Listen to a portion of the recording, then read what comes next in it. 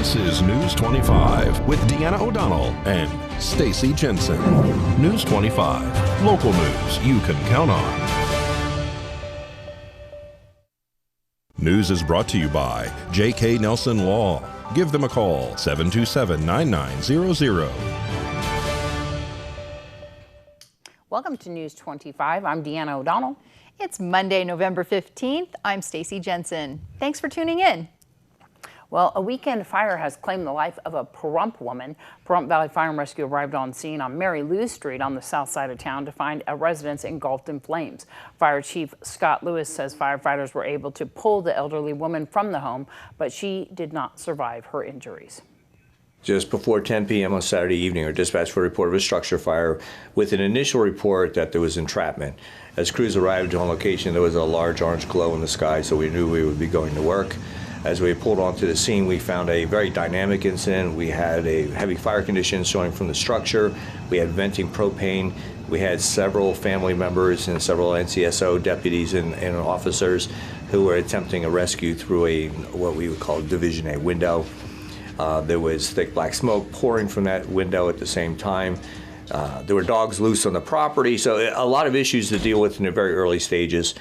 We were able to get most of the people out of the action area. As crews arrived, they commenced what we would call a defensive exterior attack, which means placing the water through the lines on the outside of the structure, while simultaneously fostering a rescue assignment where firefighters entered through that same window that I described. They located a person near a doorway on inside that room. They quickly controlled that window by taking out the entire frame, removed that patient, and that patient was transported level 1 to Desview Hospital. Unfortunately, that patient did not survive the injuries sustained in the fire. However, we did medically assess numerous other patients, including 2 sheriff's officers who both AMA'd. One was later taken to the hospital in one of the patrol units. We did transport a second patient via Mercy Air, and we intubated that patient, and they were in critical but stable condition was the last report we had. The third person that was transported out of the family was treated and released at Desview Hospital. We're looking at a probable area of origin that was outside of the area where we found the patient. The Deputy State Fire Marshal and Pahrump Fire Rescue are investigating. We had some assistance at the scene with the Sheriff's Office. Right now we're looking at a probable accidental ignition source, but we're continuing investigation. Pahrump Valley Fire and Rescue continues its investigation into a large rubbish fire on Paiute Avenue. Fire Chief Scott Lewis says this isn't the first time firefighters have been called to this particular residence. Just about 1:30 in the morning on Thursday, we were dispatched for a report of a possible structure fire. The initial reporting party was Mercy Air 24, who was returning from a mission, and they, through their night vision goggles, they observed some type of fire. They were uncertain exactly what it was, and they were unable to give an exact street. So crews were dispatched, and we found that the fire was further south than initially reported, when a second reporting party observed orange-colored flames in the area of Paiute and Fox. As crews arrived, we found a large rubbish fire to the rear of the property. You may recall that this property had been subject to several recent fires, including a 2-story abandoned structure. There was a large rubbish fire to the rear. This is a no hydrant area, so we had to bring the water with us in our water tenders. We were able to quickly control that fire without it extending into any of the numerous exposures located on that property. There were no residents. In fact, it appeared that the remaining structures on the property were unable to be occupied. We're handling it as a suspect fire because all accidental ignition sources were eliminated during the brief investigation that evening. The investigation is continuing, and there were no injuries. If you have any information that might help the investigation into the cause of this fire, you are asked to contact Pahrump Valley Fire and Rescue. Well, Nevada Highway Patrol is investigating a 2-vehicle crash in Pahrump that sent a motorcycle rider to the hospital. That rider was detained immediately after the crash by a Nye County Sheriff's Office deputy after allegedly attempting to flee the scene. Pahrump Valley Fire and Rescue Chief Scott Lewis talks about his department's response. Around the dinner hour on Saturday evening, we were dispatched a report of a 2-vehicle accident in Area 160 in Yellowhand. The accident was described to be between a vehicle, a car, and a motorcycle. As we arrived on location, we found the accident as described. We also found that an off-duty sheriff's officer had a person in a position of restraint on the roadway. Crews medically assessed and transported that patient to the local hospital. It's my understanding as part of the actual impact between the two vehicles, there may have been an attempt for that person to flee the scene on the motorcycle, and the officer took the corrective action.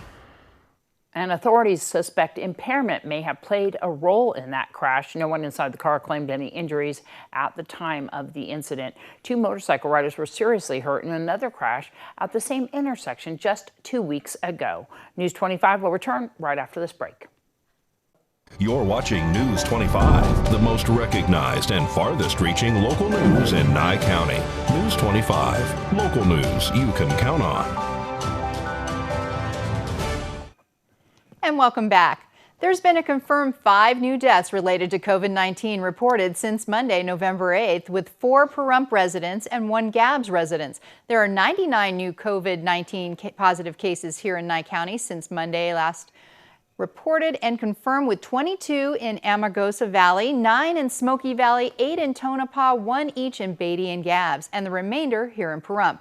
That's the total of 4,632 confirmed cases of COVID-19 positives countywide since the first reported case.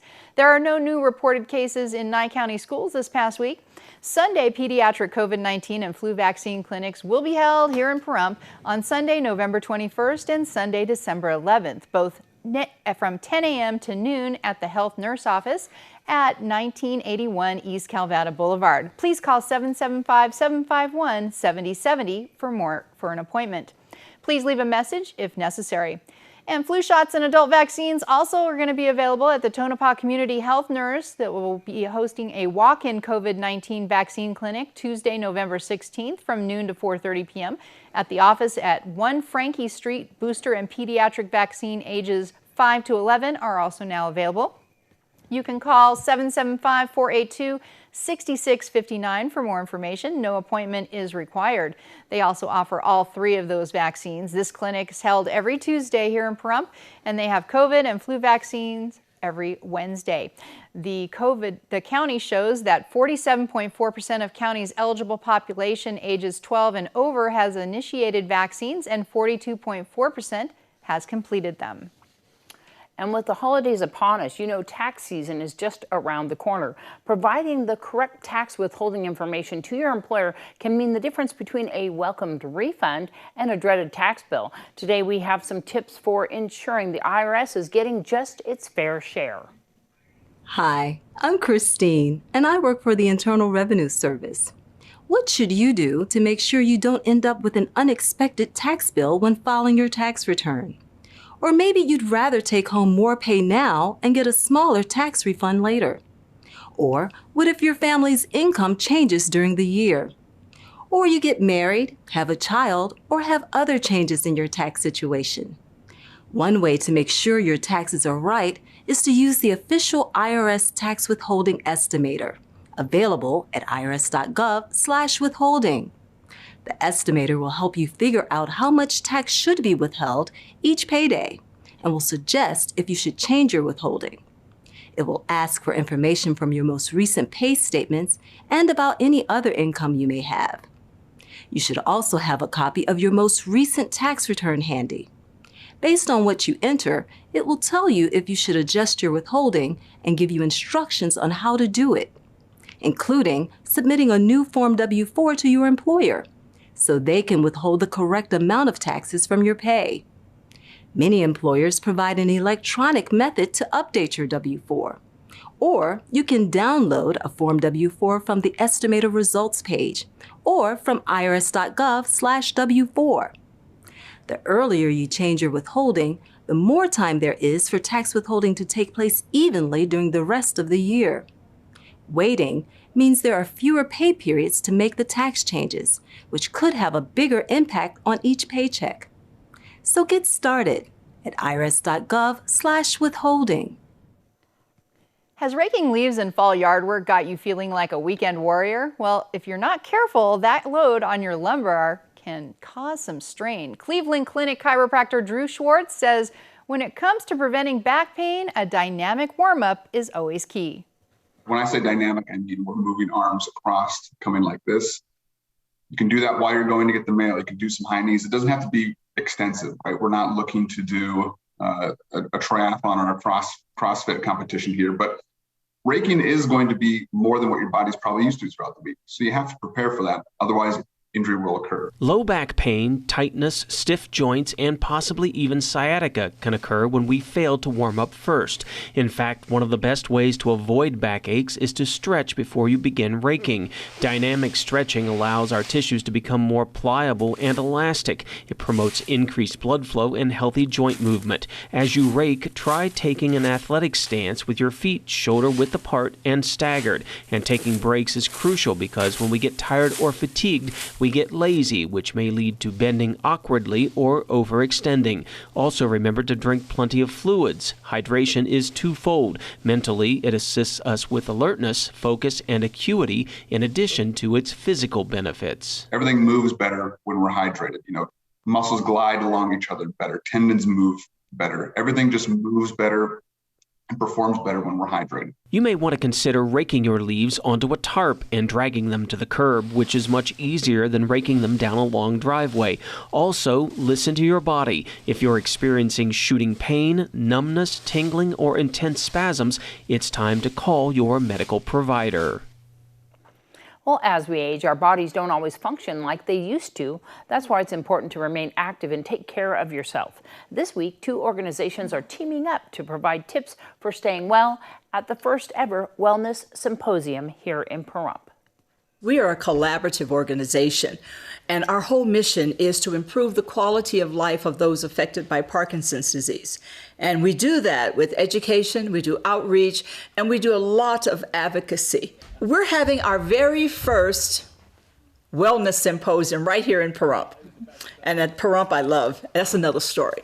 But we're having it, and it's the first one that we're having here, and as far as I know, the first one ever. It's going to be held at the Valley Electric large conference room, and it's November 18th. It starts at 10 p.m. and 10 a.m. And ends at 2 p.m. And there's going to be, I know, several doctors there speaking. In fact, our Dr. Johnson's going to be there speaking.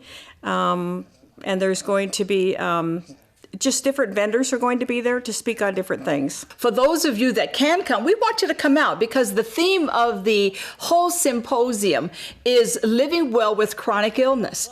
Now, we know that people here in Pahrump, we're about 60 to 70% senior. So we know that as we get older, we have chronic illnesses.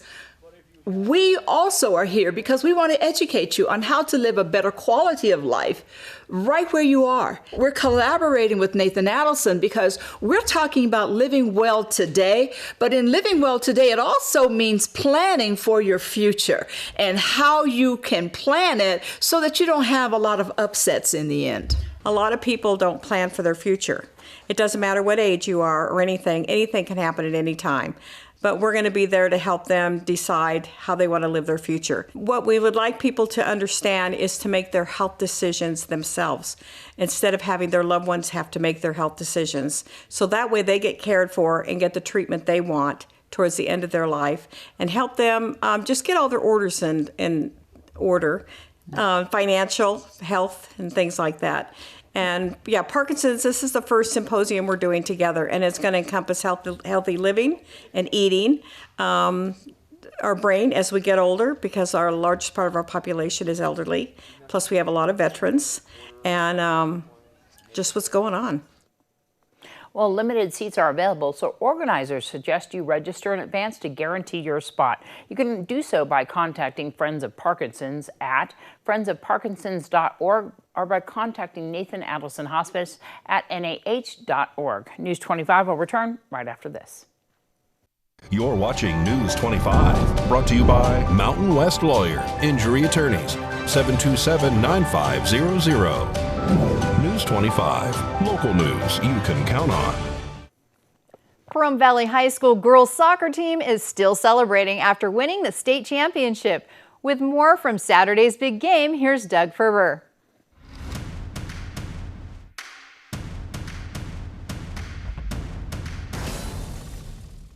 Hello, sports fans. The Pahrump Valley High School girls soccer team took the state 3A title on Saturday at PVHS, beating the South Lake Tahoe Vikings 1-0 in a thriller. The Lady Trojans capitalized on an Adriana Vina corner kick put in the net by teammate Paris Coleman in the first minute of play.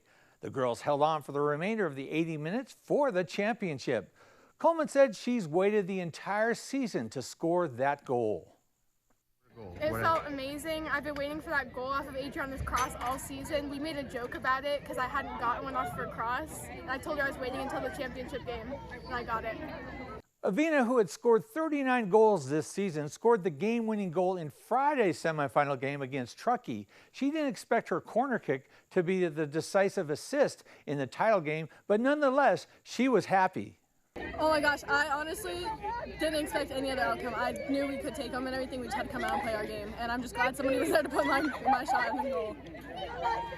Don't be misled. This game was exciting from start to finish, with goalkeeper Avery Moore stopping several potential game-tying shots, including an effort that hit the top of the post. But the Lady Trojans, with Moore in the net, kept the Vikings in check. In the end, the sophomore reflected on the season and the final win. I'm so happy we did it as a team. We came together as a team, we all talked, and it took a while to get here, but we all pushed through it, and we won state. The Lady Trojan defense held their own in the middle, led by senior Kiara Ramos, who seemed to be everywhere. In the end, when the whistle blew, the PVHS girls celebrated their 19th win in a row and their second of the weekend, beating Truckee Friday night 1-0 in the state semifinal game. For the win, Coach Julie Carrington took the customary celebratory Gatorade shower and then reflected on the meaning of this championship. It's better than I thought it would be. I didn't know I'd get Gatorade on me, but that was pretty epic. The girls worked really hard, and I couldn't be happier. It's great to have that back in our school, the state championship for soccer. It's been quite a few years, and I'm just really thankful for all the players' hard work and everything that they did to get us this moment. And this is not just for our girls and not just for the school right here, it's for our whole town, and I'm thankful to have brought that back home. The state title was the first for PVHS in any sport since the Lady Trojan softball team took state in the 2019 spring season. All but 3 seniors will return for the 2022 season, so it appears a promising future for these girls is in the cards. Congratulations, Lady Trojan soccer team, 2021 state 3A champions. Now back to the news desk. News 25 WeatherCam is brought to you by Lerner and Rowe Injury Attorney's Office in Pahrump. In a wreck, need a check? Call 702-877-1500. Taking a look outside, we're going to actually have our weather right after this break. News 25 weather is brought to you by Dairy Council of Nevada. The splash of cream in your coffee, the dollop of sour cream on your burrito, the melted toasty cheese on your pizza. Undeniably delicious, undeniably dairy. Enjoy what's real. Hi, good evening, Nevada. It's John Kohler from the KPVM Channel 25 Weather Studios. Lovely to catch you on a Monday. Looking so sharp and fine. Let's just go through this weather and it'll blow our minds. Yeah, we look at this 69 degrees. It's kind of a theme all up and down Nevada, from Fernley, Fallon, Carson City, really all the way down to Goldfield. Beatty breaking out of the pack at 75 for a high today. Amargosa nice and toasty at 80 degrees, closely followed by Las Vegas at 79, and out in Death Valley, still pretty fuego for, the regular guy, but out in Death Valley, just nice, 87 degrees currently. Here in Pahrump, 61 degrees is our temperature right now. 42 is where we're headed tonight as those winds get us gently buffeted out of the west to 9 miles per hour. It's like, whew. I think probably your birthday cake would be safe out on the back deck for the next minute or two. But humidity up to 45%. That's bringing us some nice clouds. As the sun set this evening at 4:41, those nice clouds looked gorgeous. And I hopefully there might be a couple tomorrow as the sun rises at 6:42. But I don't think so. It's supposed to be a clear sky tomorrow. Highs of about 60 degrees. A little bit cooler in general around these parts lately, but I think that's kind of average for the season, and I think that season is called winter. Oh, sadly, it's here as we head on into the week. What do we got? Another day of clear skies, temperatures at 60 degrees, and then we're just right down into the mid and low 50s for highs. Cloud cover all next week. Winds staying generally reasonable, about 7-8 miles per hour as we head on into the week, but lows at night, yes, we are definitely seeing some freezing temperatures. Might want to be thinking about covering some plants up that you care about if you're worried about them freezing, and thinking about it real soon because it's coming. All right, back to the desk. Here's Deanna. Good night. Have a good night.